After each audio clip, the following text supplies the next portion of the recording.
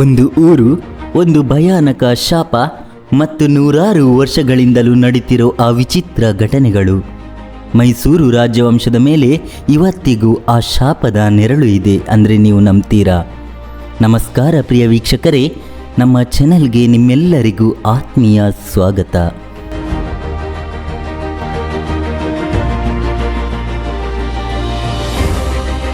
ಇನ್ನು ನಾವು ಚರ್ಚೆ ಮಾಡಲಿರೋದು ಇಡೀ ಜಗತ್ತನ್ನೇ ಅಚ್ಚರಿಗೊಳಿಸಿರೋ ಆ ತಲಕಾಡಿನ ಶಾಪದ ಬಗ್ಗೆ. ಒಬ್ಬ ಮಹಿಳೆಯ ಆ ಒಂದು ಮಾತು ಇಡೀ ಸಾಮ್ರಾಜ್ಯದ ವಿಧಿಯನ್ನೇ ಹೇಗೆ ಬದಲಿಸಿತು ಅನ್ನೋ ಆ ಇಂಚಿಂಚು ಮಾಹಿತಿ ಇಲ್ಲಿದೆ. ಬನ್ನಿ ನಮ್ಮ ಜೊತೆಗೂಡಿ.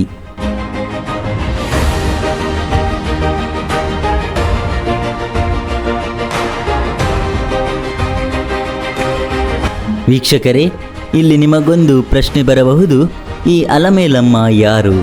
ಯಾಕೆ ಆಭರಣ ಕೊಡಬೇಕು ಅಂತ. ಅಸಲಿಗೆ ಅಲಮೇಲಮ್ಮ ಶ್ರೀರಂಗಪಟ್ಟಣದ ಗವರ್ನರ್ ಆಗಿದ್ದ ತಿರುಮಲ ರಾಜನ ಪತ್ನಿ.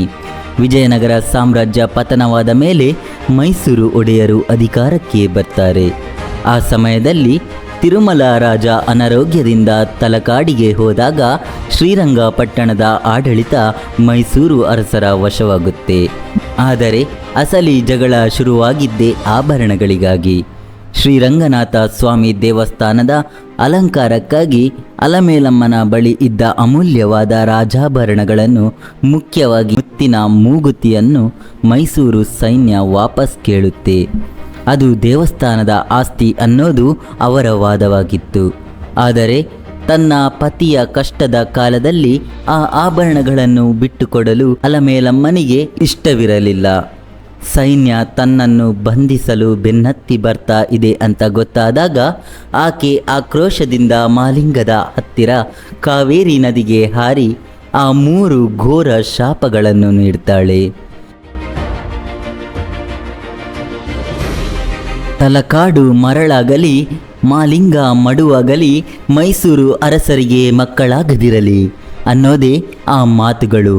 ಅಚ್ಚರಿಯ ವಿಷಯ ಅಂದರೆ ನದಿಯ ಪಕ್ಕದಲ್ಲೇ ಇರೋ ಆ ಸುಂದರ ತಲಕಾಡು ಇವತ್ತಿಗೂ ಮರಳಿನ ಅಡಿಯಲ್ಲಿ ಹೇಗೆ ಹೂತು ಹೋಗಿದೆ ಅನ್ನೋದು ವಿಜ್ಞಾನಿಗಳಿಗೂ ಒಂದು ರಹಸ್ಯವೇ. ಅಷ್ಟೇ ಅಲ್ಲ, ಮೈಸೂರು ರಾಜವಂಶದಲ್ಲಿ ದಶಕಗಳಿಂದಲೂ ದತ್ತು ಮಕ್ಕಳೇ ಪಟ್ಟಕ್ಕೇರುತ್ತಿರೋದು ಆ ಶಾಪದ ಪ್ರಭಾವನ ಅನ್ನೋದು ಇವತ್ತಿಗೂ ದೊಡ್ಡ ಚರ್ಚೆ.